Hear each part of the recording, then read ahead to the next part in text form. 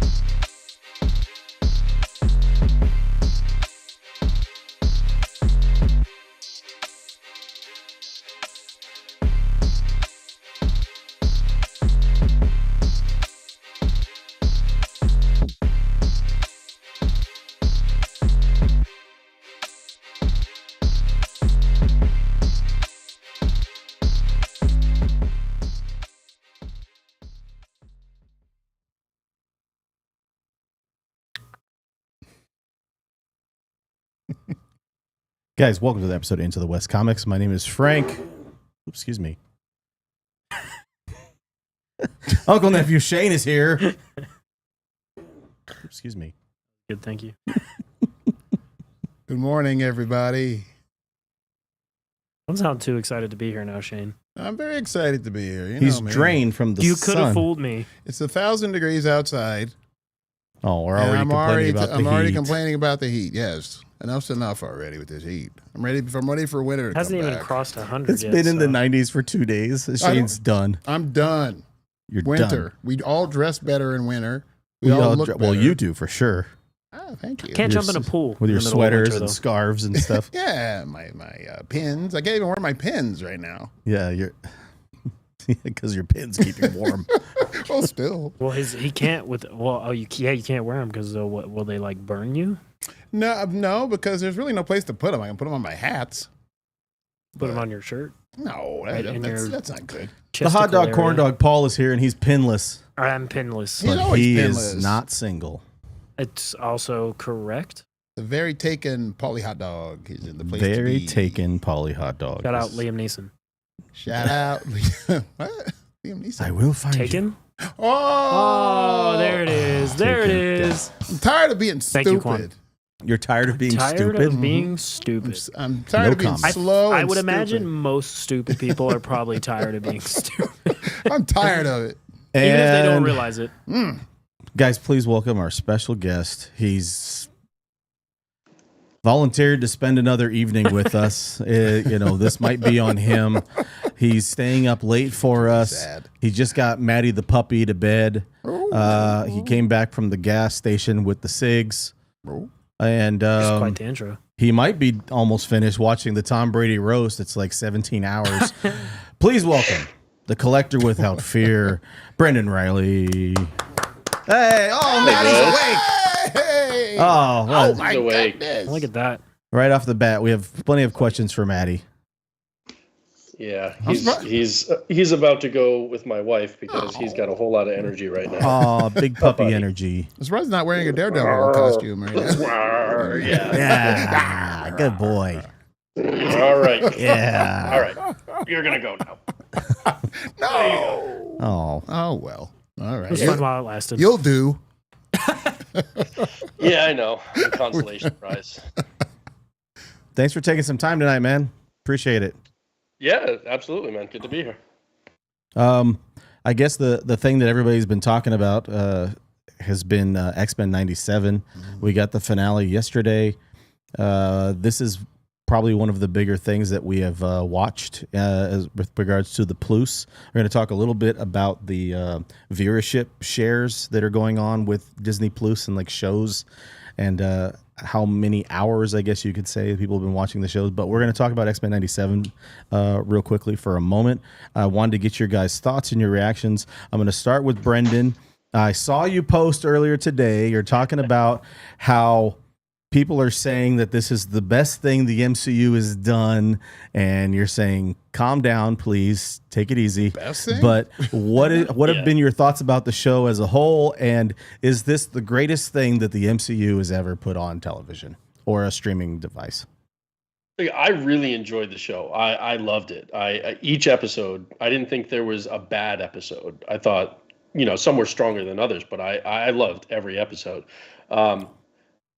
But let's slow our rolls with this. It's the best thing in the MCU and the best thing that Marvel and Disney have ever done. Like, it's great for the format. It's great for I an agree. animated TV series. But if you took it shot for shot, line of dialogue for line of dialogue, and just put it as live action, people would be like, what is this? Like, what are you doing? Right. Like, it works in the format that it is. It does, but that doesn't make it the best thing. Now, you may have the most fun with it. Like, it may just be like your cup of tea. Like, I love animation, and so that's, my thing. So cool. I really enjoyed it.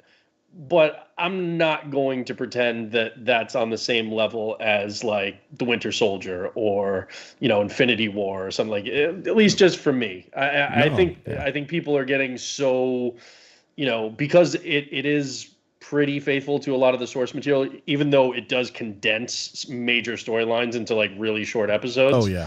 I think people are just like really excited that they did a more comic accurate X-Men piece of content than anything we've gotten from like Fox in the past. And everybody is like, oh, see, you just got to pay attention to the source material and do that. I agree, respect the source material and use it. But, you can't just take this and be like, see, this is the best thing. That's all you have to do. No, when you're making a movie for $200 million that has to appeal to massive audiences, there's a lot more to it. So yeah, I really, really enjoyed the show. I'm glad they did it. I'm glad we're getting another season. I liked the cameos of other characters, obviously one in particular, in the finale. But yeah, everybody can just kind of relax a little bit about the show. All right, Yeah. Shane, have you relaxed? Yeah, I've relaxed. But I agree. I think it's great for what it is, and I think people are just kind of happy, very happy that it's as good as it is. And I don't think. I'm hoping everybody's not. Saying it's the greatest thing they've ever done, or saying it's it's the best thing they've done in a while. No, they're putting it top tier. Yeah, top tier streaming or movies. I mean, it is well done. It's well written for this cartoon. It's well written. And if you're comparing it to the first X-Men series, cartoon series from back in the day, of course it's 1,000 times better as far as how it's written. It's written so much more. There's so much more meat to the dialogue. Sure. I think people are just digging that. I think more than anything. Now, when it came to the finale, I only got halfway through the finale, but I'm caught up with everything else. And as a whole, I think it is very strong. Everything is strong. I love the parts. I love that there's part one, there's part two, and all this stuff. And I love the way they did everything. I thought it was extremely well done, and it's very serious, and that's the cool thing about it. Nothing goofy about it. Handsome. I haven't. I'm not all the way caught up, but of what I have watched, I've really enjoyed it. And kind of, I think Brendan really kind of He said he said what I kind of my feelings on it. I am not the biggest fan of animated things. I don't see, especially with comic books, for me personally, there is not much of a difference between reading a comic book and watching an animated television show or animated movie. I think they're similar mediums. They're drawings, or at least pretending to be. Similar kind of action, similar dialogue. So when I read a comic book, I don't think, what medium I want this to be transferred into? Animation. Right. I think, what would be an interesting thing to adapt this into? Live action. That's just me personally. I want to watch things that are live action, especially of like superheroes or anything, or most kind of adaptation. So this show is already on the back foot in all animated things as far as my personal interest in it. Which is why I haven't finished it. It's just I don't go home and go, I want to finish watching X-Men 97. Not because it's not been good. Right. That's just not my cup of tea. Right. But you could go read the comic books, and it's almost the same experience. Exactly. Like, Very fair. I think it is good, and I'm glad that it's happened, and I'm glad that it is something that is on the right foot, and people are enjoying it, and MCU is figuring it out. That's what I'm trying to say. But the best thing the MCU has ever done, okay. That's I mean, to each their own. Sentence.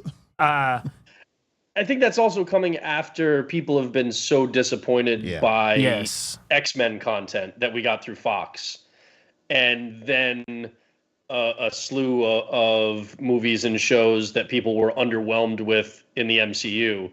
And that's kind of making people that much more, I don't know, just adrenalized and just really, really gung-ho about this show because they were kind of thinking that the odds were stacked against it being good, and then it turned out to surprise people and be good. So then people are kind of hyping it a little bit more than maybe they would have otherwise. Think. Yeah, they're not a good job, but that's the word I was thinking. I think people are surprised. I think that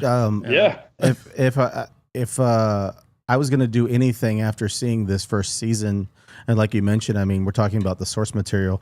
There's an incredible Chris Claremont run that a lot of this stuff will end up kind of going into. I don't know how much inspiration they're going to use the Fall of Mutants when they have sort of like fractured teams amongst the group. This is what we looks like we're going to be getting is just these fractured teams.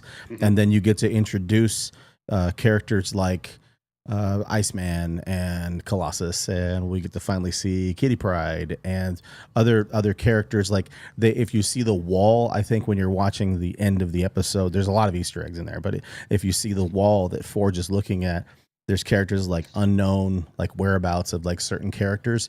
You think about the potential, like him and Bishop are in this place, and then there's another group that are in the distant past, and then there's all kinds of different potential for future series, but all it did, Brendan, for me was make me want to just go reread the source material with a lot of it. I thought that which you don't have to wait for. No, you can go. I can right just now. go. I just go read it. Season. Yeah, absolutely. But I thought they did a really good job on the show. Yeah, I don't think any of us are saying it's not great. No, we're just like, it's hard to say that you're going to put it in the top tier. Yes, you want to be rational. I guess the question I would pose, like Austin in the chat, shout out Austin, is he says he would prefer to watch prefer X-Men 97 over Infinity War, and I guess that like the question that makes me wonder is how many people, if presented in this hypothetical situation, either you get X-Men 97 or you never get Infinity War, or you get Infinity War but you never get this animated X-Men 97. Okay. I find it really hard to believe that a majority of people would say, "Fair, I'll never get if Infinity War never existed as long as there was X-Men 97 this season." Like, again, to each your own, but that seems kind of crazy to me. That's crazy. I am curious with what they're doing. Are they going to, like, the storylines that they're using in X-Men 97, are those basically going to be off the table for live action because Kevin Feige's not going to want to retread the same ground? So it's like, does that mean we're not getting these characters? Does that mean Apocalypse or Sinister are maybe not going to be, like, I don't know. That's a really good point. I hope that's not the case. If they start to kind of avoid, like intentionally avoid these storylines. You hear about all the online shows and the YouTube shows that do the reviews of the episodes week by week. They were all hearing that it was being told by Lord Feige that Deadpool was off limits. They could basically touch any other Marvel character in their content, but they couldn't have anything to do with Deadpool because they wanted to have the impact they were going to have from Deadpool's film. Yeah, because they knew that was going to be happening, in a similar timeline. I don't know if X-Men 97 got delayed or not. I mean, Brendan, if you know, I mean, you tell us, but I don't think it was ever being delayed. So yeah, X-Men 97 was not, it wasn't easy to track the same way you could other movies where it's like, there are set photos, they're in production in Atlanta or something like that. You didn't know where they were on that. And because it's animation, they also weren't impacted by the strikes because that's a different union. So the writing and the animating for that for X-Men 97 didn't stop because of the strikes that we had recently. So I have no idea like how long the production process was on that, when they were doing it, how far along they are on the actual animation and voice recording for the second season. I have no idea. So everything we've been hearing is that the show is completely, it's done, it's recorded, filmed, whatever you say, animated, but they don't have all of the voice recordings done yet. They haven't had all the voice actors in to sync up all of that stuff. But the second season is going to come out a lot sooner than they said. People think it could be coming out early next year. That's the thing. I mean, and that's the thing that's going to keep people guessing. Who are the characters that are going to be on this next season? You know, where the voice actors need to come in and do their part to fulfill the whole season as it were. And they might want to hurry with some of those voice actors because some of them were a little long in the tooth. Oh wow, yeah, that's very true. They brought him back from the show in the '90s, and Rogue. You could tell that Rogue was that actress is a little older now. Yeah. So wow. It's like Craig T. Nelson in Incredibles 2, where you can tell he's very Coach. Very old. Yeah, Coach. Back in the day, Coach. How many? Great show. How many episodes was this season? 10. 10. Yeah. Is season 2 gonna? Because this is usually how animated shows do things. It's gonna be the same or more.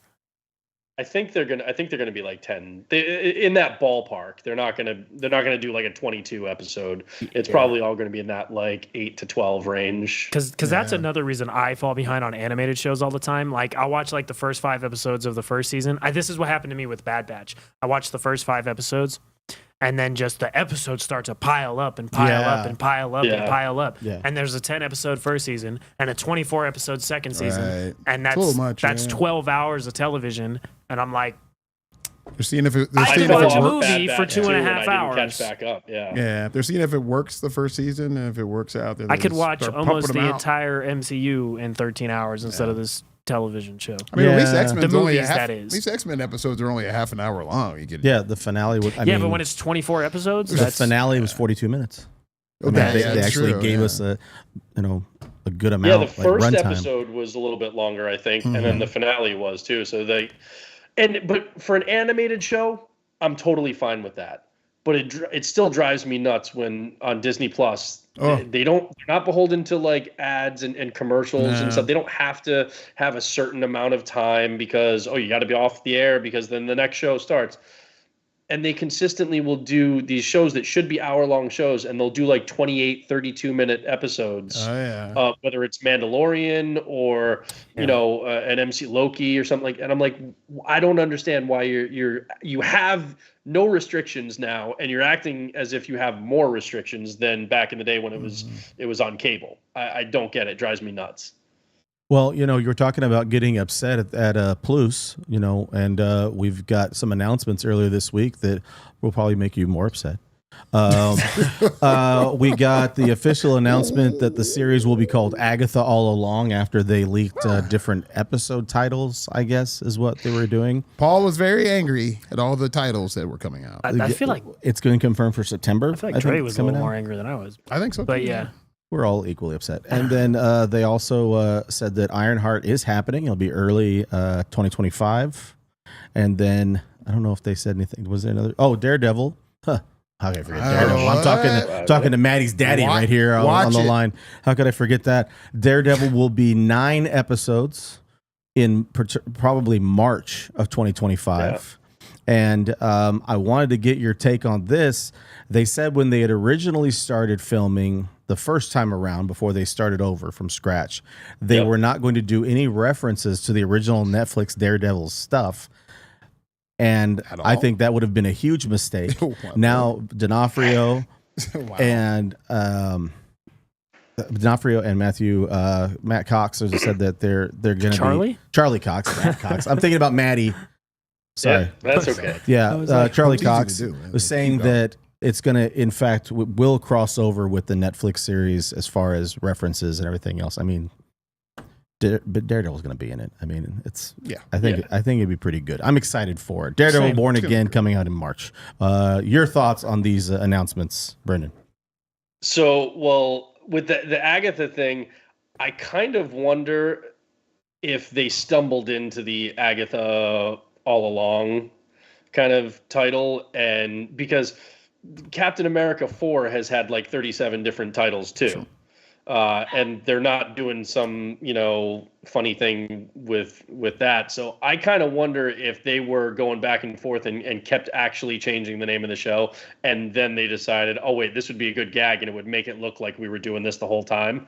Yeah. Right. So I don't know. Maybe it was, I don't know. But it happens in the same time where Captain America 4 has had so many different names that it kind of makes me think that they maybe kind of blundered into that, and then we're like, "Ooh, this is a good save." I think with Daredevil, I actually thought it was the right way to go to not have it reference the Netflix show.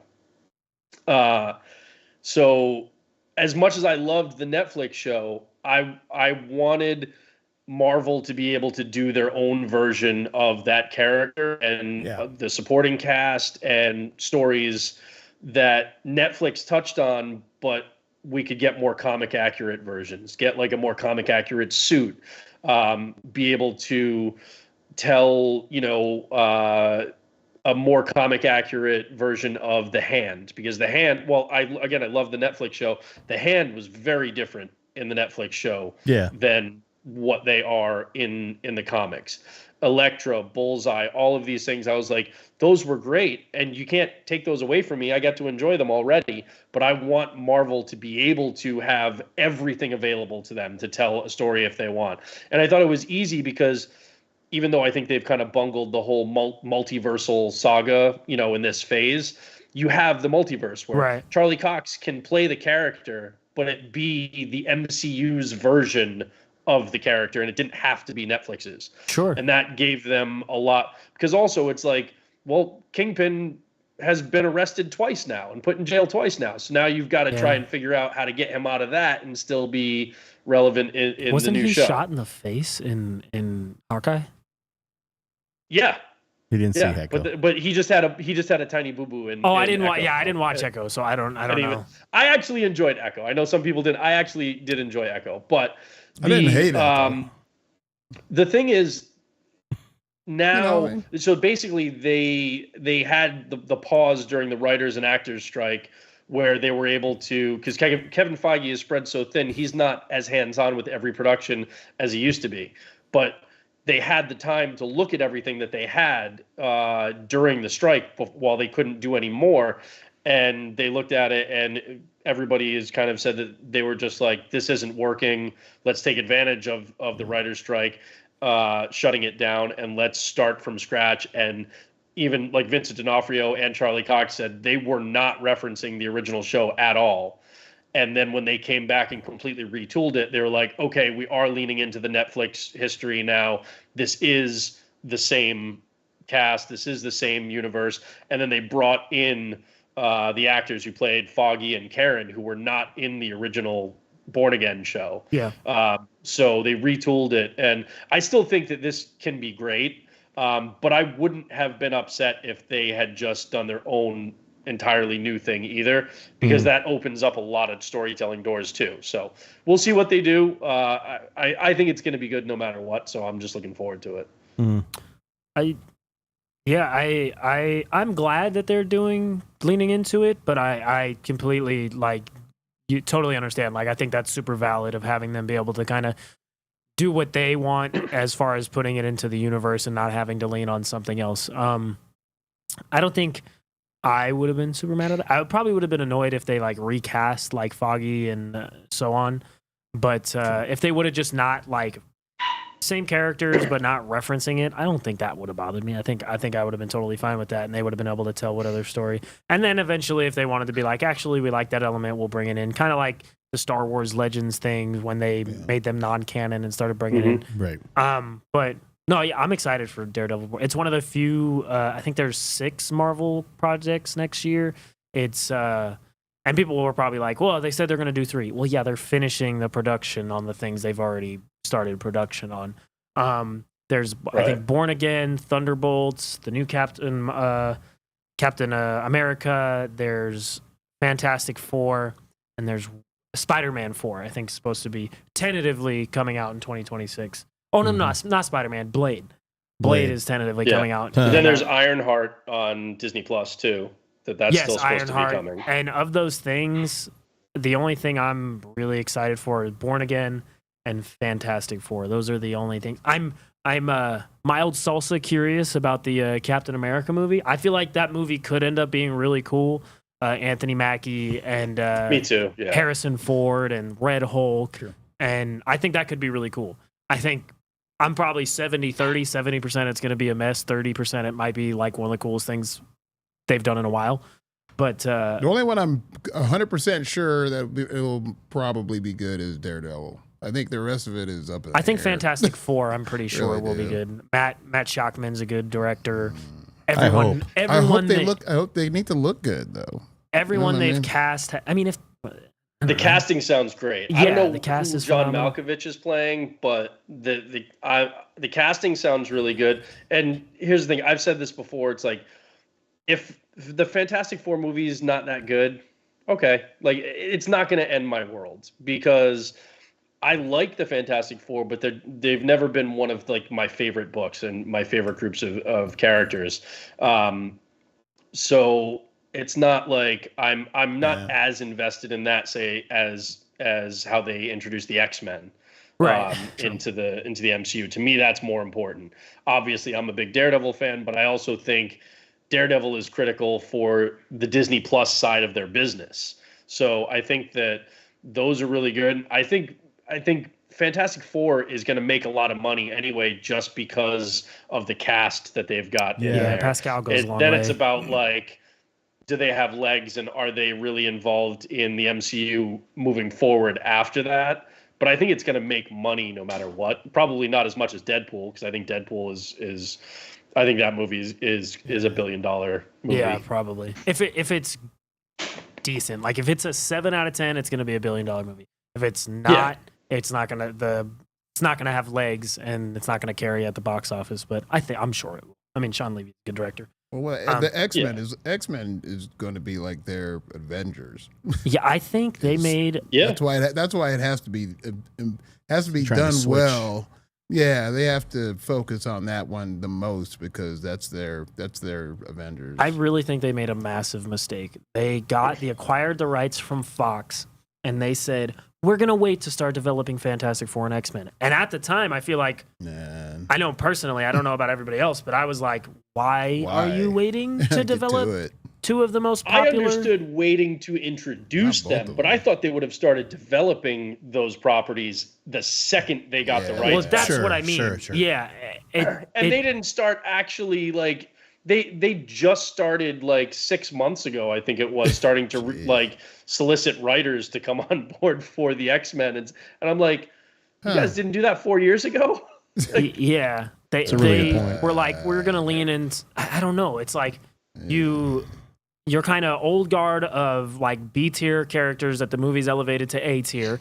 They're kind of, those characters are dead or old or legacy characters coming in.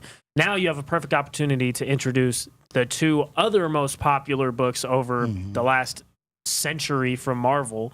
And you're like, and I get it, they were probably more confident in the multiverse saga. And they were like, we'll do this thing and then we'll introduce them and start developing it and stuff. And now it's just like, how long has it been since you bought Fox and we don't have an X-Men movie or a Fantastic Four movie? Like, what are we doing? Those are the two, X-Men for sure and Fantastic Four are two of the most popular Marvel books around consistently. Sure. So I don't know. People know who the Fantastic Four is. Like people who don't know Marvel know who the Fantastic Four is. Know who the X-Men is. Are you curious what X-Men characters they're going to start off with? Do you think they'll start off with Claremont, like the classic X-Men? or do you think they'll start with classic X-Men? That's the thing I always wondered because. Do you think they do First Class again? Great movie, by the way. Well, they already showed Beast in the post credit. Yeah. Okay. But he's blue. But he's blue.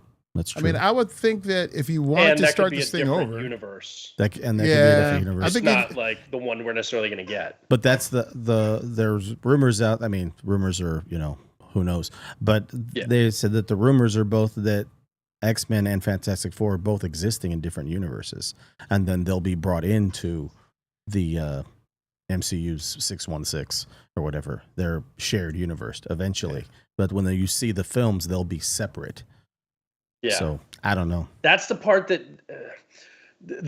makes me nervous. It's not whether or not they can do a good Fantastic Four movie.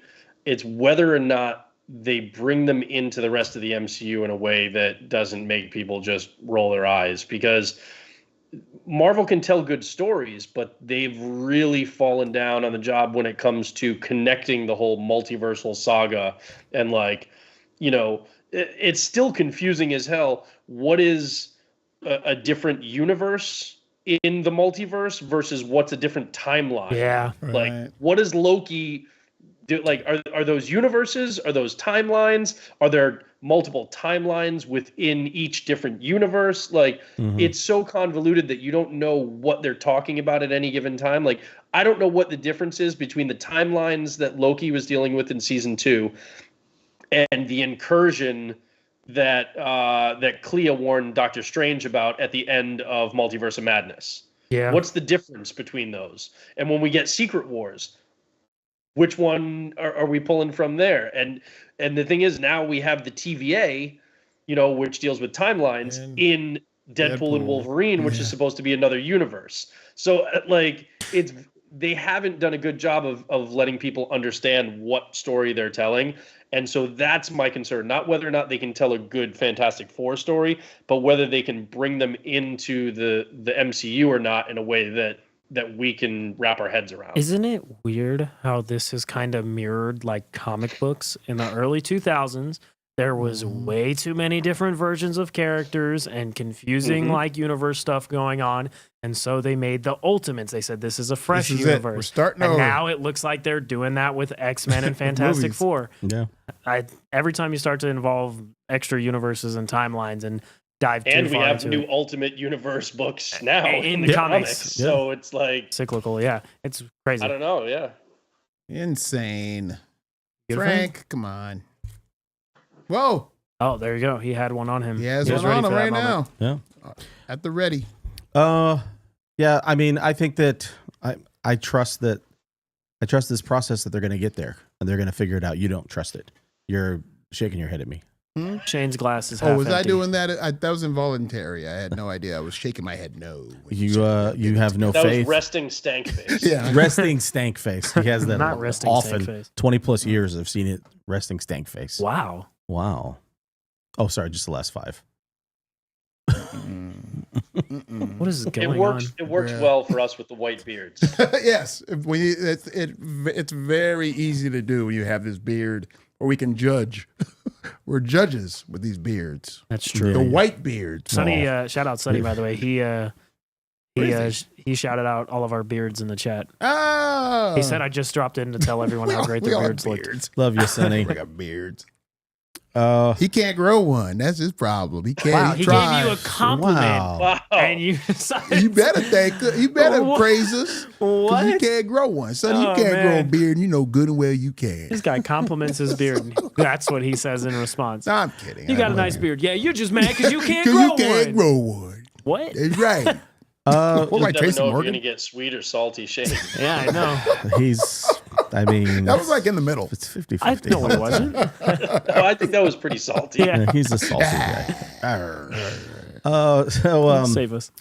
Earlier this week, as part of the upfronts that ABC and Disney were doing, we got to see a couple of different presentations from different networks and stuff that they have planned for the future. This is like kind of like the investor season where they're trying to gear up for I love investor season. moving and shaking as far as getting people, the sponsors, to add on to different shows and networks and everything. And one of the processes that we've seen is the expansion of the Amazon Prime universe of streaming stuff. right? And we got to take our first look at the second season of The Lord of the Rings, Rings of Power. That trailer dropped just the other day. Yes. We're going to take a look at that and get everybody's thoughts. This is coming out August 29th, I think. Yeah. Towards the end of August. This is season 2 of the Rings of Power exclusively on Prime Video. Shane, Sonny said to get out of my seat. Hey.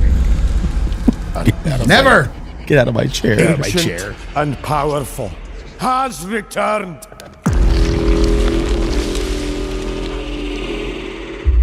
Prepare yourselves. What is he doing with a sword? How dare they? Oh, I'm sorry. What? He's a politician. Worms is I don't even know who you're talking about. The one dude.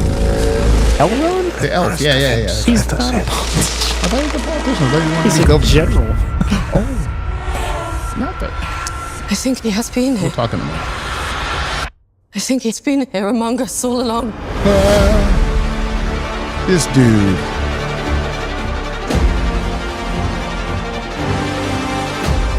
Looks so good. Every soul in Middle Earth is in peril.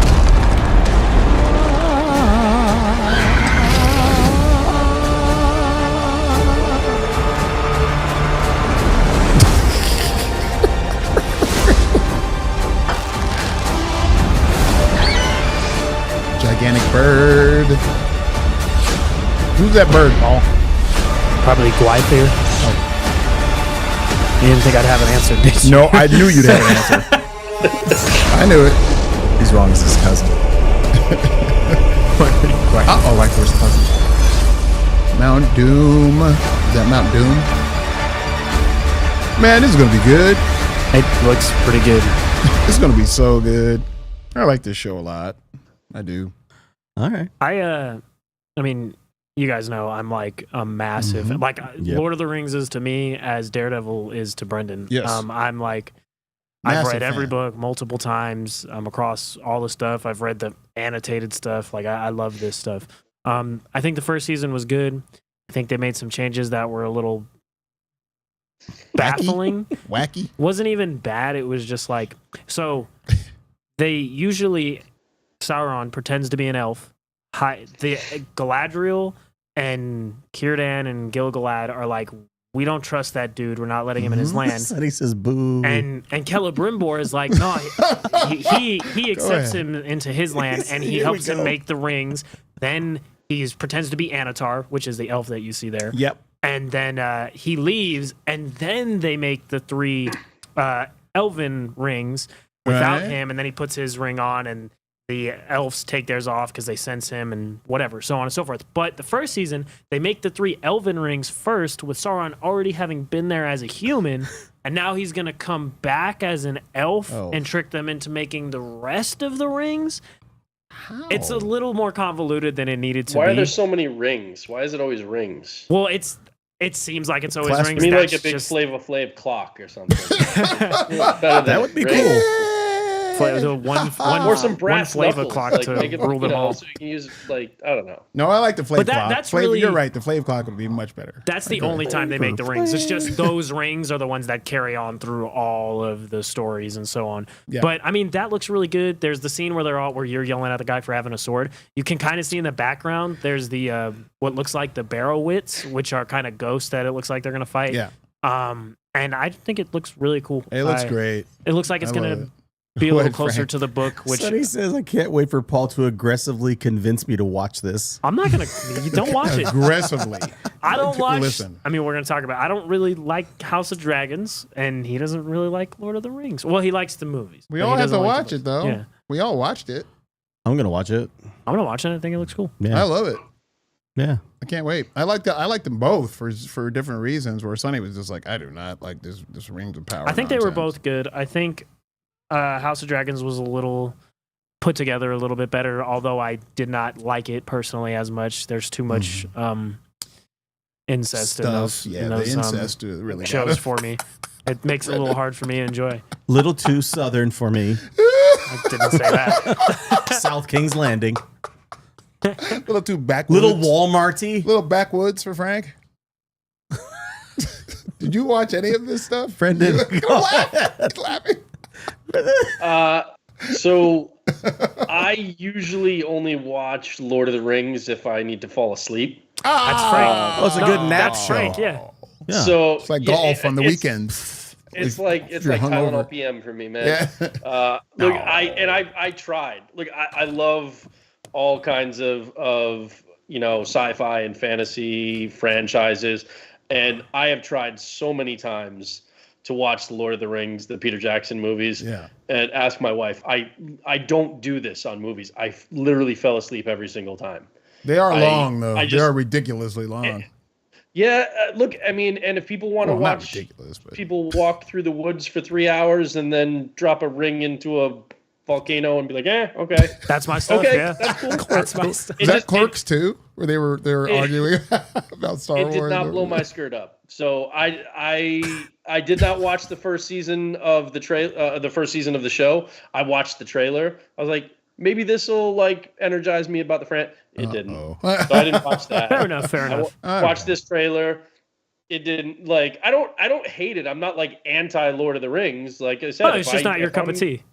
If I'm having a bout of insomnia, I put those things on. I'm out like Wow. that. So, yeah, I'm not the audience for it, but Let's have him back people on. that I know that like Lord of the Rings, they liked the first season. It's always Boston Can Red we Sox. force him to watch the I'm just first kidding. episode? Let's force him to watch the first episode. See if you get through it. Force him to. Watch it! All right. So my question is, if I watch the first episode, can you watch this show and feel comfortable in the lore and what's going on, or are you like? You got it. You feel like you're like you came in like the fifth inning and you don't know what's going on, what the score is. I think you could jump into it. Okay.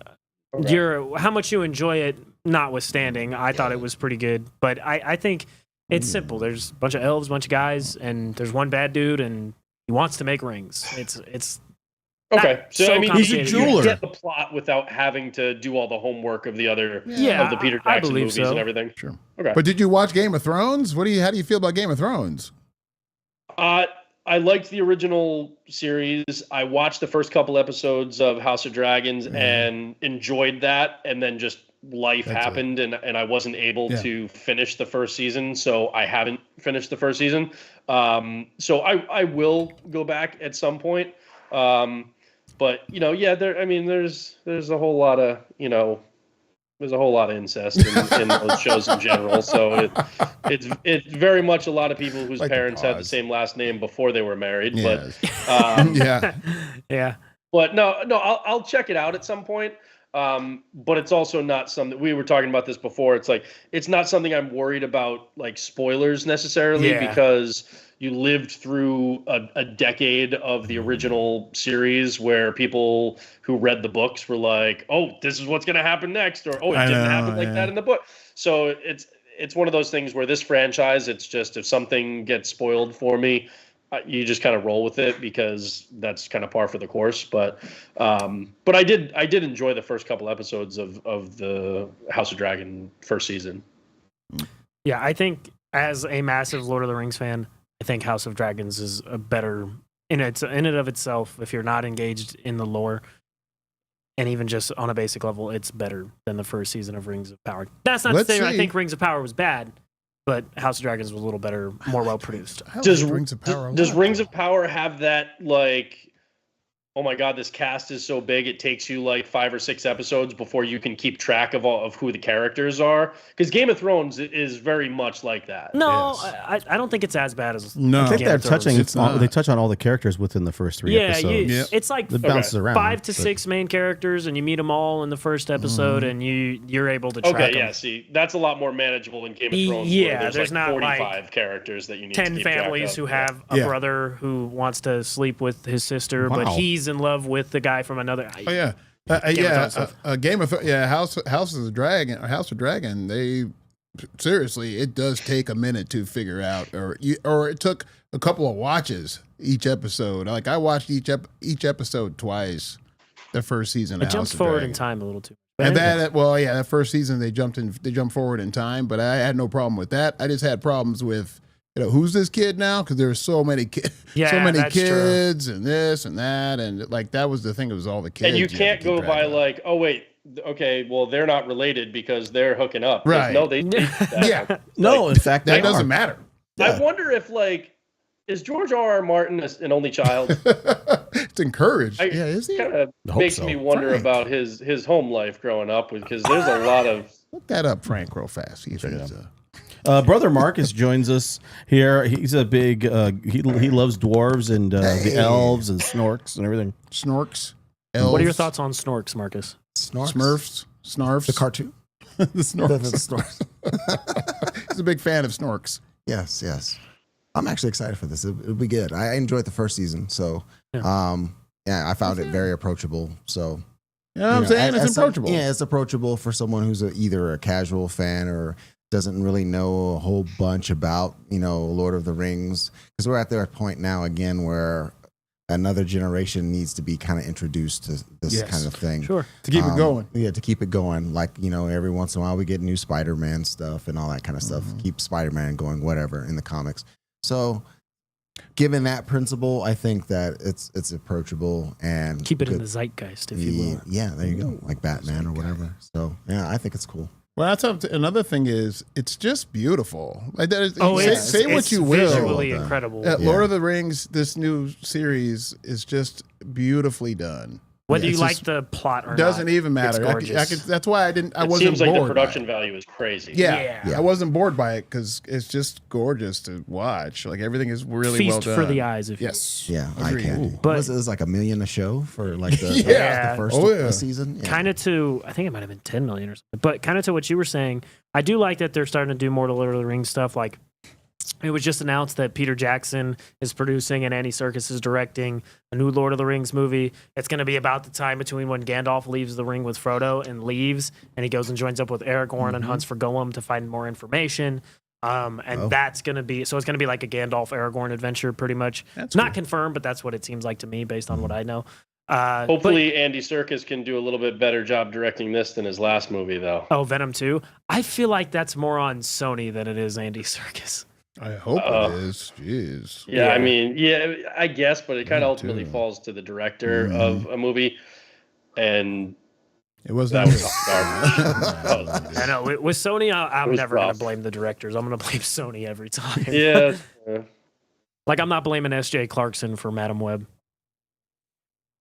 You can't. I still haven't Wow, seen Madam Web, I'm actually. blaming It's going to be on everyone for Netflix that. in a couple days, and I'm going to watch it. Yeah, that's We that can't one's a wait to hoot. see. We can't wait to hear your That one review. is a of Madam Oh Web. my goodness!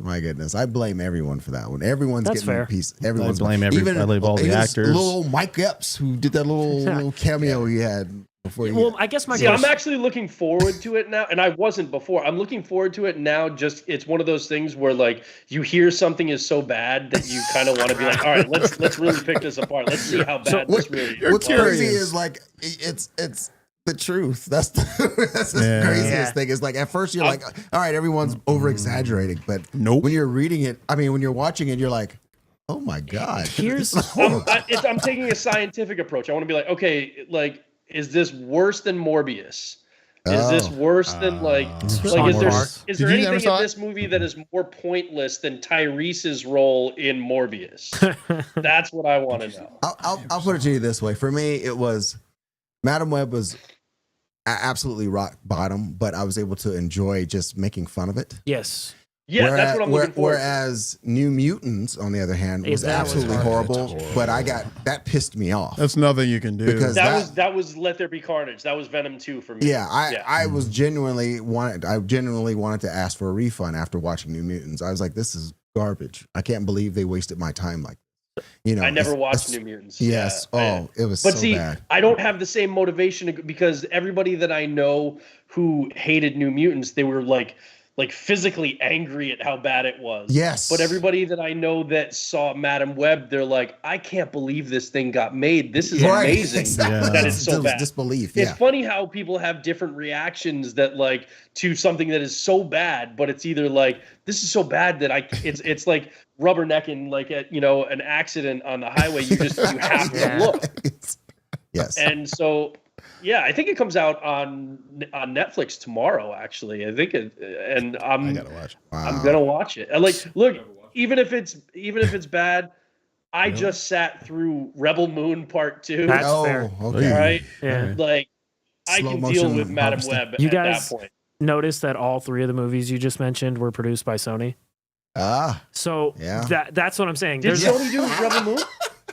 not Rebel Moon. I'm Oh, talking about Venom, yeah, more Netflix. Yeah, it was Venom, Venom, Morbius, Morbius, and Madam Web. Morbius, That's yeah, what I Madam- meant. Yeah. But like, there's a Mutants scene was Fox, in I Madam think. Web with a giant Pepsi sign that is a major part of an action sequence. You think S.J. Clarkson, the Pepsi, director, the villain in that movie. Yeah, you think S.J. Clarkson sat down in the writing room and said, "We're going to involve Pepsi in this"? No, Sony went to her and said, "You have You to have put the to put Pepsi sign Pepsi in in this there." scene."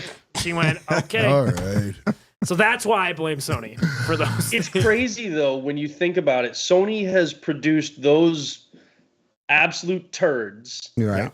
but then they have also produced 2 animated films Yeah. that rank among the best. And that, like, where we were talking about how like X-Men 97 to me personally is not on the same level as the best of the MCU. It's great for the animated show format that it is.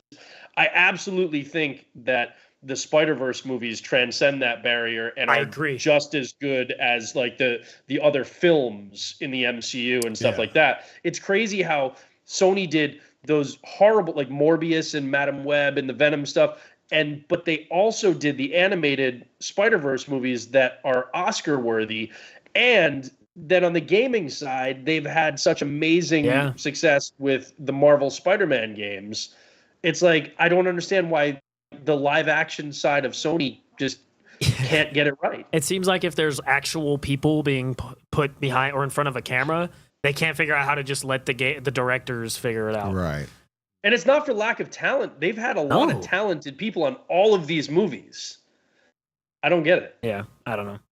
Well, let's just put it this way: we're going to have to ponder it while we ponder some of these fine books. So I tell you what, My word. it's time, Master of baby. the It's time. I mean, let's get it going, and let's get it cracking. Let's get it popping. It's time once again for Cop or Drive.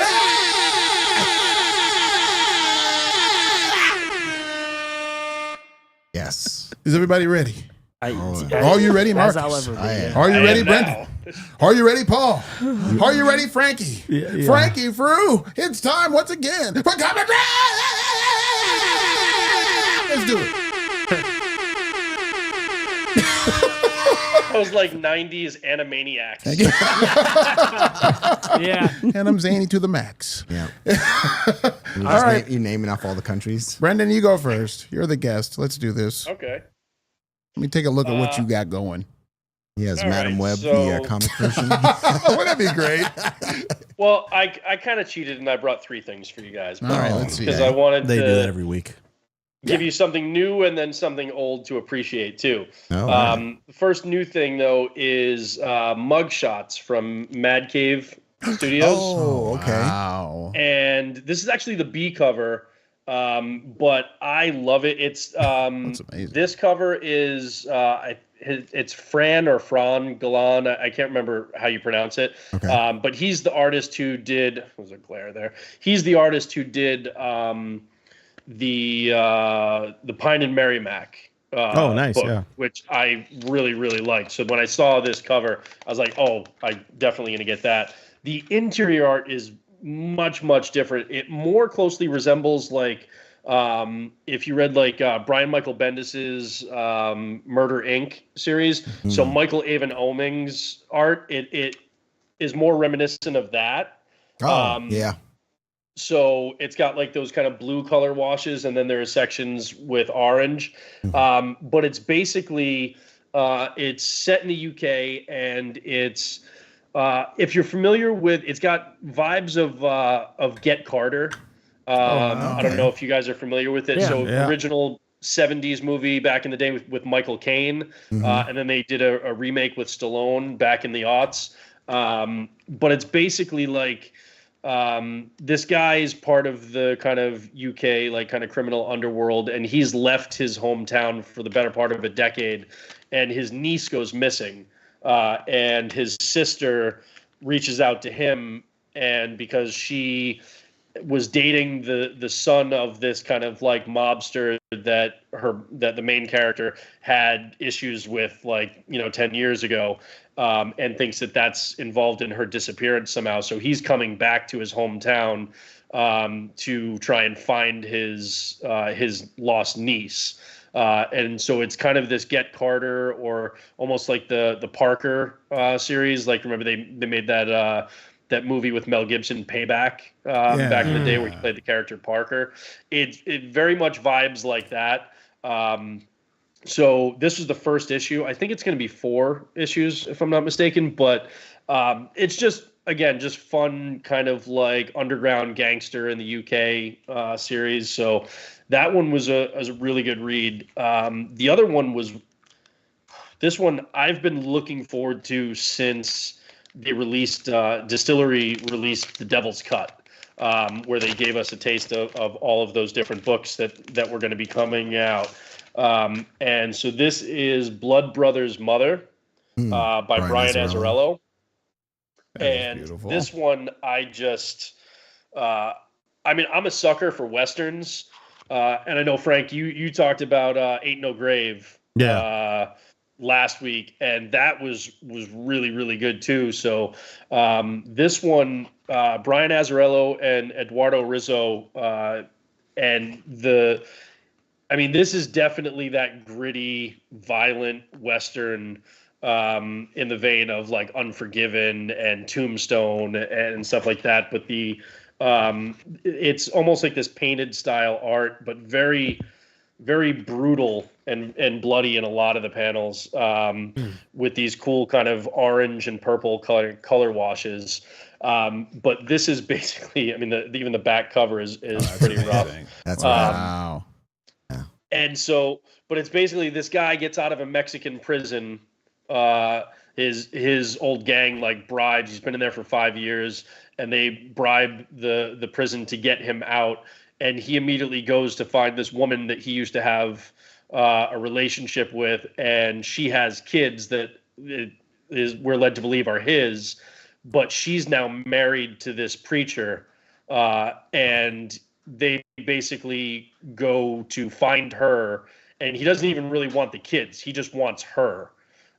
And we're not really sure, because he does some things in the book that seem like he's kind of got a code and he's kind of noble. And then he does other stuff in it that you're like, it reminds me of like that first episode of The Shield back in the day with Michael Chiklis, where it's like, you're supposed to be rooting for this character, but then he just murdered a cop in the first episode. And you're like, whoa, how am I supposed to be on board with you now? And they kind of spend the whole time trying to then get you behind this guy that you started off hating. So it's interesting. We're not really sure where the dynamic is going with that, but the art is great. The characters and everything, the dialogue is very, very lyrical. It's a really good kind of like Western style of, in those old kind of Clint Eastwood movies and stuff. So that one was one that I've been most anticipating from Distillery since they launched. And I actually do think that that's my favorite Distillery book so far, out of all the ones they put out.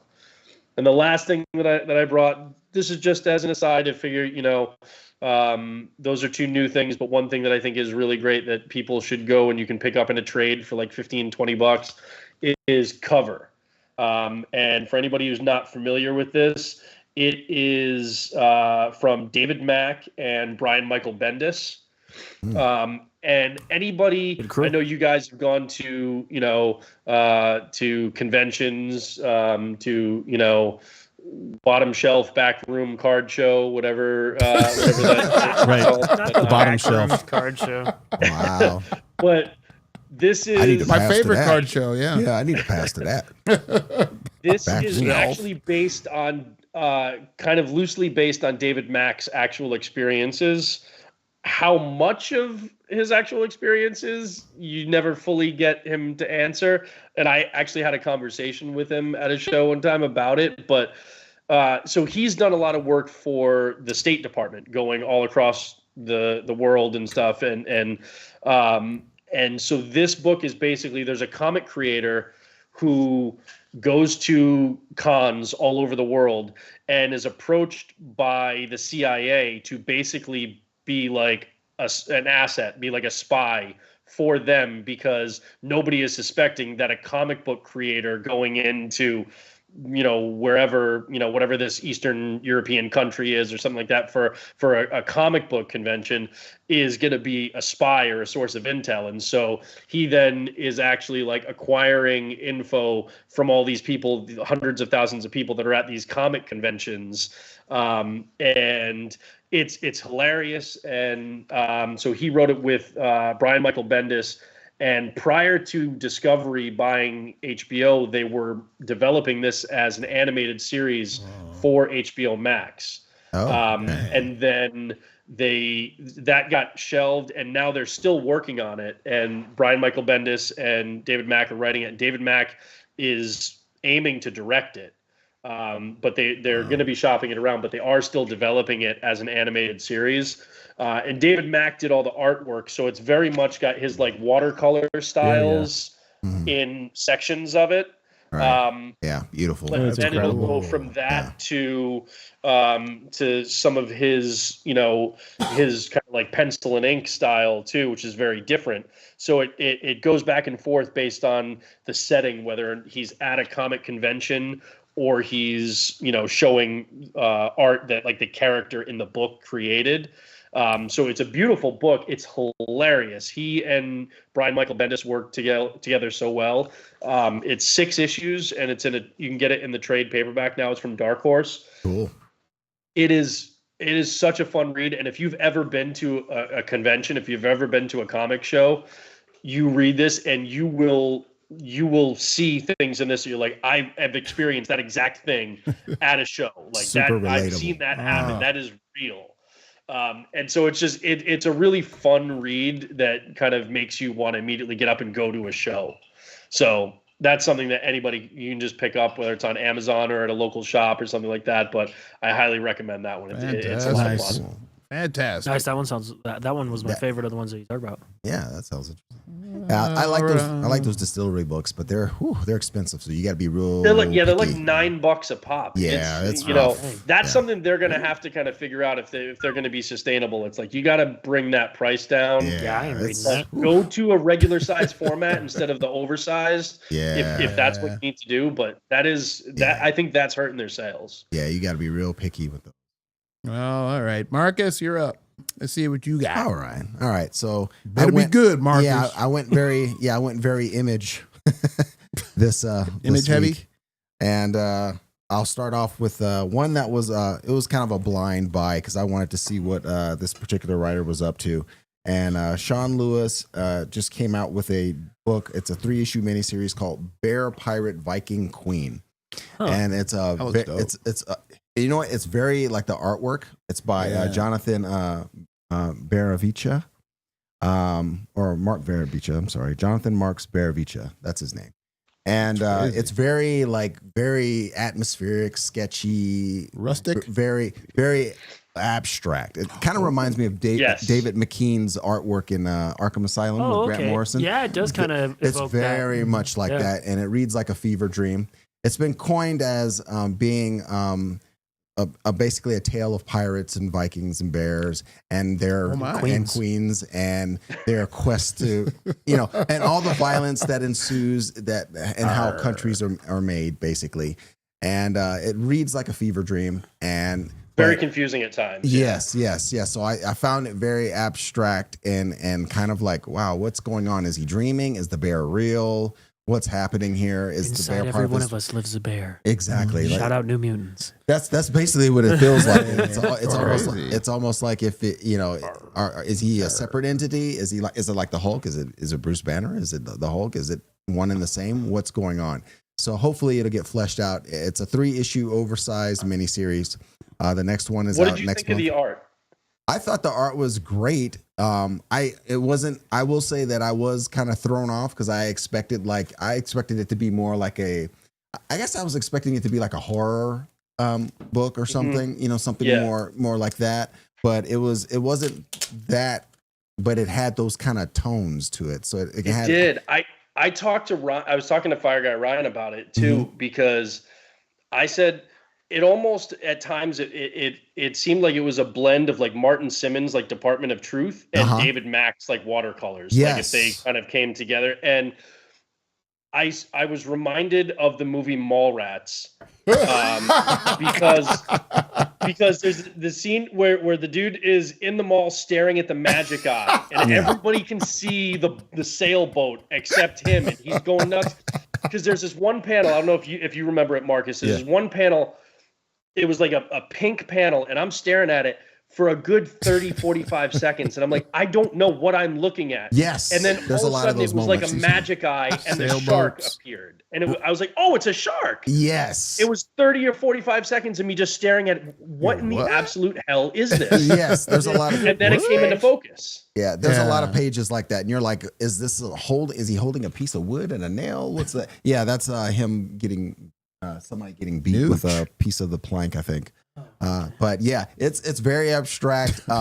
It was a blind buy for me because Sean Lewis, he did a great job, I thought, with us inaugurating the King Spawn series, and he's done other things. King Spawn, he did the Scorch series. He launched that as well, and he's a great writer. He's actually very good. So I wanted to make sure I gave him some love because I appreciated it, and what he did with King Spawn. It made me interested in Spawn.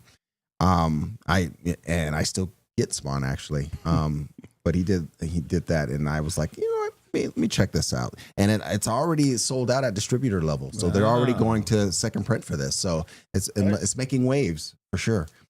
And then another title I have from Image that's also making waves and also going to another printing is The White Trees by Chip Zdarsky.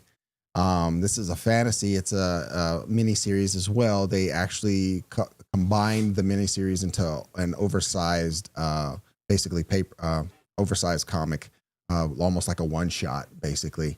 And you have it's a tale of three warriors who have since they've served their king, and they've have tales of war and that are now long gone, and now they're just kind of like retired. I guess you could say, one's a farmer and all that kind of stuff. So, and they're brought back together after they get news from their king that their children have been kidnapped.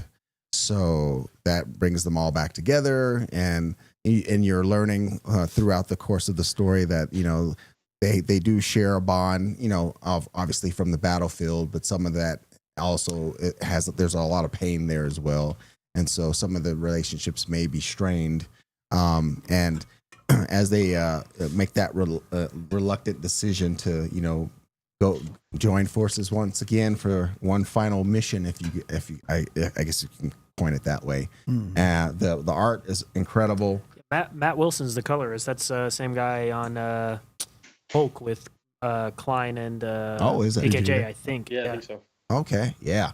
So this is really cool. So it's fantasy.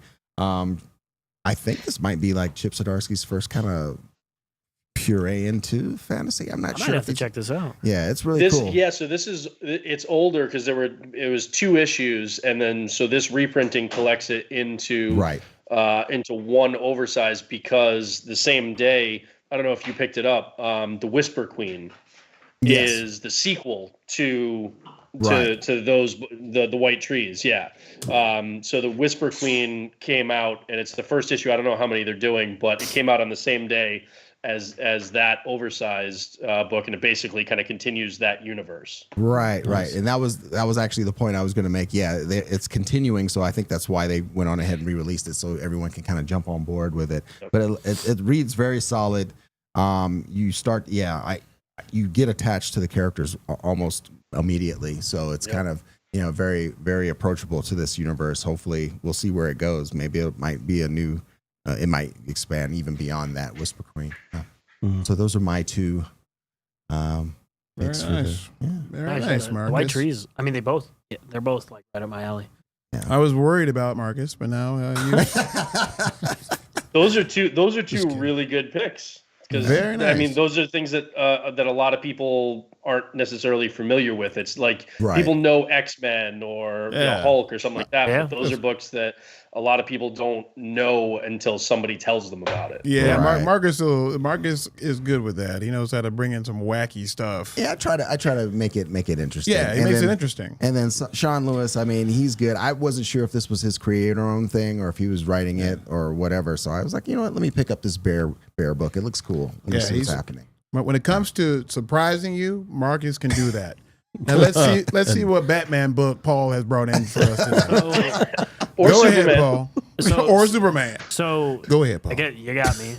But no, so the first thing I'm going to show, it's actually a different cover of the Absolute Power that I talked about last week. I just think it's really cool. I wanted to show it. Foil. It's a foil cover. It's from the interior of the preview of Absolute Power. It's Dan Mora. I saw it at the shop when I got all my pull box like last week. And I was like, I don't want to spend any extra money right now. When I came back the next week, there was still a copy or two of it. I was like, I'll get it. So I just want to show that off. I think It's that's gorgeous. really cool. Yeah. I'm excited for that. It's Mark Waid and Dan Mora. But the thing I'm really going to talk about and use that to kind of talk about the Eisners as well. So the Eisner nominations have come out. A bunch of the stuff we've talked about on here is nominated, like the thing I'm about to talk about that I got put onto by Frank and Marcus. The Hunger in the Dusk by G. Willow Wilson. Very Tom cool. Taylor's Nightwing, of course. Beneath the Trees Where Nobody Sees. Belen Ortega's and Tom King's backups for Wonder Woman, the Trinity comic. Those have been nominated. Tom King's Wonder Woman's been nominated. Image and DC had an insane amount of nominations. Marvel only had like 4 or 5, I think. Yikes. And that was the kind of how it shook loose for the nominations. But the book I'm going to talk about is the trade paperback for 1 through 6, written by Transformers, written by Daniel Warren Johnson with colors by Mike Spicer, and then Transformers 7 and and that's 8, dope. which is still Daniel Warren Johnson, Jorge Corona, and Mike Spicer. And this was also nominated for a Eisner Award. I'm pretty sure it will win. And I want to preface this by saying I'm not a Transformers guy. Yeah. I'm not a huge fan of Transformers. I never have been. I think that might be because I grew up when the Transformers movies were coming out, and they are not very good. The first one is decent. Bumblebee I love, but the rest of them are not very good. So I Would you think say the comics have transformed you into a fan? they're getting there. They're making me. It's actually making. He's a I fan never in really disguise. cared that the movies weren't good, but now after reading this, I'm a little frustrated that the movies weren't good. Right. But I think what this does that if you can if I could identify why this works and the movies don't, the movies in story, in plot, are really not that much different. I don't know what happened. Are really not. Oh, he's doing. He's Okay. trans. Are really not that much different from the Thank you, Brandon. from the comic. It's a pretty similar story, honestly. Transformers land on the planet. They meet Harley and the Witwickies, and they have to defend against the Decepticons. But the characters in this comic are much more clearly defined. Starscream is an actual character. Yeah. Soundwave is awesome in this, especially in 7 and 8. Yeah. Soundwave is so dope. Shockwave is at the end of issue 8. I'm really excited to see how he plays into it. And most importantly, Megan Fox? both most importantly,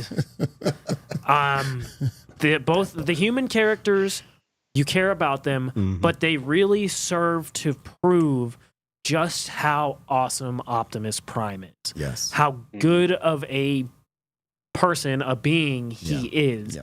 And the movies completely fail at that, in my opinion. They And how fall fragile completely flat. humanity is too. But he's Squishy. willing to sacrifice and give up and love and do whatever. But there's a really awesome moment at one of the issues where he says to Soundwave, he says, "I want peace, but don't think I'm an idiot. Don't take That's me for nice. a fool. Yeah. I'll take you out if I need to." And that is kind of encapsulates just how It's very good much me. this comic run is or has been. Did you read the Free Comic Book Day one? That's the only one I have not read. The Because that Energon one universe. gives you. That one basically gives you what Starscream did to come into leadership, leadership. Okay, I figured. and it's Yeah. good. Yeah. It's good. I have it. I have it, so I need to read it. But You're I talking figured about the Energon universe thing, the 3-in-1. Well, yeah. So that's I kind of felt like I got fleeced a little bit by Skybound there because there was the free comic book day one that had like the different Energon universe stories in there, which was awesome. Right. And then there was the Energon universe special #1, which came out like a week or two later that you could buy. And I thought that was almost like an annual issue kind of thing. Oh, I saw you post about this. Yeah. Yeah, it was literally just a free comic book day book, just with a different cover. And then they charged you for it. Yeah. So I bought that, and then I was like, "You sons of bitch!" I already have it. So I was not thrilled about that. But then I went back and I looked at the description, and it did say reprinting the. I assumed it was an annual. No, that was intended to trick you. Don't give them the pass. That was intended to trick you. But I mean, so I have 2 copies of it now. But it is good, and it is worth past reading. that, they've done an incredible job with this book, and turned someone who otherwise didn't care into someone who is. And I think they did it in a great way. I read the Void Rivals trade when it came out, and I thought that was awesome. And that made me go, all right, I'm going to read the rest of it. Yeah. I really like Daniel Warren Johnson as a writer. I really like his name escapes me. He wrote Kirkman. I like Kirkman a lot. Okay. Robert Kirkman, I'm not sure if I'm going to jump on the G.I. Joe stuff. The cameo from Duke in the Transformers was awesome, but I am not the biggest fan of Joshua Williamson, so I'm a little hesitant to jump on the G.I. Joe. He's fine on this. But, Everyone on this universe is pretty much it's their passion project. You can tell. So they're Joshua all, Williamson's Cobra Commander. Yeah. He makes that character so creepy, so much better than I think he ever was. To be perfectly honest, he's not whiny. Really adds depth to Cobra Commander. Yeah, he's a lunatic. he just seems like Josh Williamson's Robin run. Loved it. Then it turned into one of my least favorite comics I've read in a long time from DC. And then his Superman run started off really well. And then the whole Lex Luthor villains thing got way too, it got rushed. It was silly. I loved his Flash. Flash was good. Great, Flash was good. And then, but the House of Brainiac has been decent so far. So he's just very hit or miss for me. So I'm hesitant to put a book on my poll that he's right. You're saying one of the books that flies under the radar, Brendan, is the Green Arrow series. Yeah. Nobody really talks about. His Green Arrow was great. Mm-hmm. But I understand. Everybody has certain styles. I personally, I like Brian Michael Bendis. I know a lot of people who can't stand his writing. So it's. But I mean, that's the great thing about comics is that you can find writers and artists that work really well for you. But I agree with what they said, though. I feel like Joshua Williamson, really everybody involved in the Energon universe has been hitting home runs, and that's coming from people I grew up on Transformers and G.I. Joe, and obviously Void Rivals is a new IP, but it fits so well into the others that I think they've done a phenomenal job. I also think that Daniel Warren Johnson was doing a great job writing and doing all the art, but when Jorge Corona took over, he was the perfect, because it was so seamless. The art styles are still so similar, but it's really, really. I was worried about the art changing dramatically when they shifted, but it's from one issue all the way to the end. It's great. You know what I think helps that, and I think Marcus was about to say the fact that it's still Mike Spicer for colors. I think that has a large impact. Absolutely. And I think Jorge, ironically enough, Corona did the art for the beginning of the Robin run with Joshua Williamson, which I really liked and was sad when he left. And small tangent, I don't know what happened to Howard Porter. I know you don't like his stuff, but I really like his old stuff, the Justice League stuff. Yeah, the old I don't know what style he's kind of gone into with Night Terrors and then what he did on the Robin run. It was so weird. Yeah. So artist switching can be. But you know what I really liked about the Daniel Warren Johnson drawn issues is that he incorporated almost I'm not a huge WWF fan or anything like that, but the kind of WWE, sorry. The kind of wrestling moves he incorporated into the Transformers fighting sets, I thought was a really cool, because he did what? Did he do a power bomb, or was that somebody else? Yeah, he did. He did do a power bomb. So he has that kind of that's cool. That kind of eye for it, and he worked into the Transformers stuff, which I thought was really cool. They're giant robots. It'd be cool to see one of them suplex the other one. But It's not even necessarily the moves specifically, like a suplex or something like that. It's more just that I think he has a good understanding of like combat action.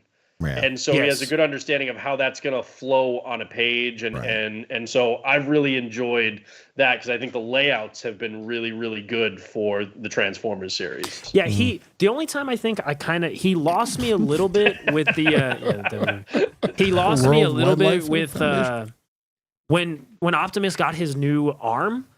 He was like, no, I don't want to use that thing that's in the trailer. And I was like, what are you talking about? What's in the trailer? And then in the next panel, he just had the arm. And I was like, I figured out eventually, I was like, oh, that's Megatron's arm. But at first I was like, where did that arm come from? What is this? But that was the only time in the whole... into the free comic book day one too, where Megatron's looking for it. So it's like, so that was the only thing the whole time I was reading it that was like, he lost me for a second. I was like, what is happening? And even then it was just like a small moment of, wait, how did he get the arm? But incredible. I hope it wins whatever it's nominated for. It deserves it. All right, let's nice. Frankie, baby. Real quick, we're running short on time. I was just going to mention the Frank quickly. Peach Momoko Ultimate X-Men number 3. I'm so glad that I stuck with this. It's been a pleasant surprise. I kind of like this dynamic between Maystorm and Armor. It's sort of like on a scaled down level. It could be kind of potentially the relationship between Xavier and Magneto to a certain level, depending on which direction Maystorm ends up going in. You've heard references of Aurora in Wakanda. This will be funny to see if this actually ties into what they're doing with Ultimate Black Panther. We know that this universe is going to be connected, but we're still waiting on the Ultimates series. I think it's be like next month or the month after Ultimate finally comes out. The people that have seen it, or they've already got like the pre-solicits, they've checked out the first issue or two. They said it's amazing. So I'm really looking forward to that. The Ultimate doesn't disappoint. The artwork, Peach Momoko, we know that she kills it. In her own style too, like 100% her own. Like I can't think of anyone who has her. She's incredible. Just how without so little dialogue, just how she's able to kind of tell a story. Her artwork is amazing. We know that like she kind of came to popularity based on all of her cover work that she's been doing over the years. And the other book, and this is more evidence or reinforcement to why I don't want Doom to be the villain in Fantastic Four. I give you Sanford Green and Jonathan Hickman's Doom. This is a one-shot. Basically, all of civilization has been wiped out by Galactus, and Doom is... Wow. The art is incredible. It's crazy. Sanford Green, those of you guys don't know. Bitterroot, bro. You already know. Bitterroot is incredible. Over there, but I absolutely love that. Yeah. Look at this. I was just looking at this last page for Sanford Green. They plotted out this book together. If there was ever a writer that I wanted to see work with this character and with that artist, I got the perfect combination. Again, it's an oversized one shot. Does not give away too much of the story, but the artwork in this is it's amazing. Let's not forget that cover too, Addy Granoff. Addy Granoff I kept thinking that was Alex Ross, but it's Addy Granoff. I thought Addy Granoff's covers have been so good lately. Yeah. As somebody who isn't up to date on all the Fantastic Four Marvel stuff, could I pick that up and read it? Know what's going on? It's a one shot, so you could definitely absolutely. Yeah. And I think you would probably appreciate the character that is great. Victor Von Doom more. Yes. Because it's a one shot. You guys already know. I'm really hoping that they don't have Doom as the villain in Fantastic Four. It sounds like we're going to be leaning more towards Galactus when we get the Fantastic Four movie. Yeah. We haven't really given a villain his own film. Okay. Right. Why don't they just make an origin story about Victor Von Doom and make that would be the best. Make that the movie. Game. Just a Doom movie. Absolutely. Yeah. I'd lose my mind. Do it better if they did it first because. But I mean, build them like build them up over time, or get Danny DeVito to play Mole Man. There you go. He just got cast as Wario, and they said don't even CGI the character and just green screen Danny DeVito wearing the hat. But you can't go wrong with Sanford Green art, like bro. You absolutely can't. So good. Top. This one, Bitterroot. Also, a few years back, he did a Power Man and Iron Fist run. Yep. Like 15 issues or so. That was so good. It was funny. It was fun. The art was phenomenal. Like, so Sanford Green is definitely one of those people that I feel like way too many people are just sleeping on, and you don't realize what you're missing with his stuff if you haven't picked up any of his work. It's he does an incredible job with the amount of detail, and he does a great job. His artwork is incredible. I put him up against anybody. Yeah. Absolutely. The artwork is amazing. Yeah. Brendan, there's never enough time. It goes by too quick. Well, yeah, I didn't pick my favorite. Can I pick my favorite real fast? Please do. We talk too much. Pick your favorite. All right. The winner for this week of Copper Drop is mainly because you mentioned Mallrats. It's Brendan. Because I love Mallrats with all my heart and soul. But his blood brother's mother. Plus, he said Unforgiven too. That's one of my favorite movies of all time. Yeah. So Blood Brother's mother is the winner for this week. I mean, if you like westerns, you got to pick it up. Yeah. I've got it. I just haven't read it yet. I mean, it's the read pile is growing. And Marcus Again. was second with Blood Bear, Sugar, Sex, Magic. Blood Bear, Sugar, Sex, Magic, Viking. Let me get that variant. I want that variant. Yes. The top shelf card shop. At the top shelf Co-written in by the back Flea. room. Yeah, by Flea. Really and quick, Anthony Kiedis. Brendan, how are you feeling about the Blood Hunt? Are you liking this stuff? fast. I wish that Amazing Spider-Man had vampires every week in his ongoing these series. vampires? Yeah, I'd be more on board. Blood Hunt. I went 6 to midnight. It was great. Wow. I've been very Nice. happy.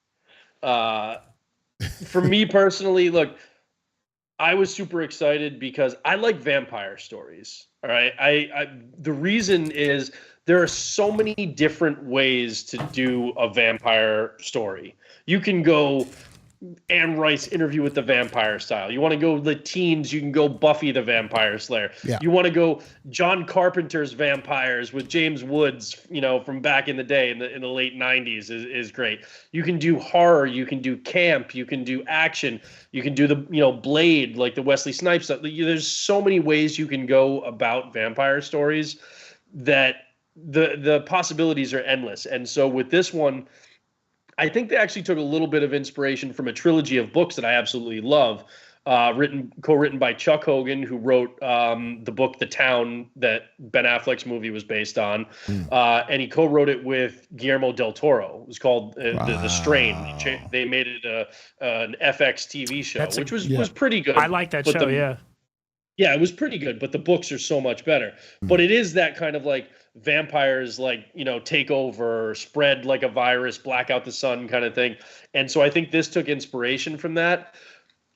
But Jed MacKay, I was excited when he was going to be running it because he's handled vampires well in Doctor Strange in his run on that and on Moon Knight. And then you have Brian E. Hill, who did a phenomenal 10-issue run on Blade recently, and he's the one who's writing Ultimate Black Panther, and he's just firing on all cylinders. Right. So the fact that he's involved, it was just top to bottom. I enjoyed like all the tie-ins, especially the Venom one, because Juan Ferreira was doing interiors and absolutely crushed it. Doctor Strange, the way that his issue tied in with the main story, I don't know if people have read it, so I don't want to necessarily spoil something, but like the ending, the role that Blade and Doctor Strange are playing in this is not what I was expecting. No, not at all. And so the way they did that, I also, it is a bloody event. They did Thor dirty, I was like, oh wow. But the red band, I don't know if you guys picked up the red band copies. Yep.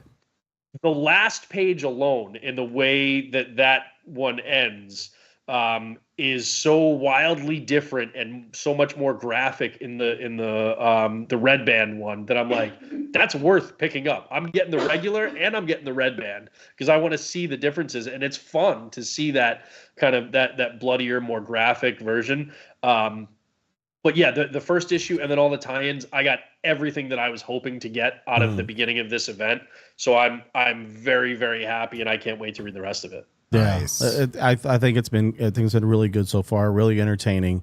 Like you mentioned, if we got a good amount of tie-ins last week, we only got the one this week. There's like a 3-part Amazing Spider-Man Blood Hunt kind of tie-in deal that they did this week, but we had like 7 tie-ins last week for it. And I've read most of them. I've got them all. I just haven't read them all. They were all Brendan great, made me pick them all up. The only one I didn't love was Blood Hunters. Same. The like anthology one. Just because it was a little bit on the kind of more humorous side, although they did then introduce a character in Elsa Bloodstone, like bring her back in, who I love, and she hasn't really been around since that one shot with Werewolf by Night last year. Right. So it was nice to have her back in. But even Doctor Strange, they tied it all the way back to Halloween when the Crypt of Shadows one shot with Victor Strange. They tied it all the way back to that for this, which it's like the fact that they were sowing the seeds for this, back in September, October with characters that you're like, they're not going to play a major role in a huge Marvel event. And oh no, they are. And it's just, it shows that there's been a lot of thought put into this, and Marvel events as of late have made me very hesitant because, you get the dumpster fires that were Gang War or Dark Web. And I was just like, I try not to disparage writers and artists and stuff. Let's just say the person who spearheaded both of those, I'm glad they're not the ones that are doing this Agreed. one, and that it was Jed McKay, because the last handful of Marvel events have really left me wanting something good and not horrible. And this is delivered on that. I feel like they're firing on all cylinders with this one. Redemption. Shane, really quick, what do you got for the people? I got watch Mallrats as fast as you possibly can. I know I'm Go home and watch Mallrats with this within the next couple of days. I'm going to watch Mallrats. There's no doubt about it. But without a doubt, As it should be. As it should be. But pick up Blood Brothers' Mother, because it sounds like it's a fantastic book. That's what I'm going to do as well, is pick that up, because I like westerns. That's it. Brother Marcus. I have nothing. So Okay. everyone go Nothing. ahead. Everyone go ahead and enjoy your comics. Go get some comics if you don't have any. There's a lot of leftovers at your local comic book shop. Alternate from reality. Or Yeah, call go us to and we'll send you some Yeah, comics. go to alternate reality. Go around. Because a lot of times after Free Comic Book Day, there are a lot of leftovers. So you're never too late to go and pick up some stuff. So do that. When we're out hunting vampires, Paul, how can they get us in the social universe? When you're out hunting vampires, you can get at us on the social medias at Into the West Comics on Instagram, TikTok, any podcast catcher of choice, on YouTube at Into the West Comics, and at Into_comics on Twitter. Like everything, share everything. Thank you guys so much. The chat was great. you. Austin, Nick, everybody who's in the Sonny. chat always. Sonny. Just everyone. Thank you guys so much. And if I missed you, thank you too. Yeah, thank you guys so much. It was a blast. As always, Absolutely. Brendan, thank you so much. Yeah, It's Yes, always fun Brendan. talking to you. Thank Very you for taking the insightful. time. Fantastic. Give Maddie some kisses for us. Betty the dog. Love them. And have a good night. As for tonight, later tonight in a few moments, it's taco time in America. It Have a great night, everybody. Brendan, thank you. We appreciate you. is. Sounds like Blue's Clues. Thank you, Maddie. I love you, Maddie, night, wherever everyone. you are. You too, Eva.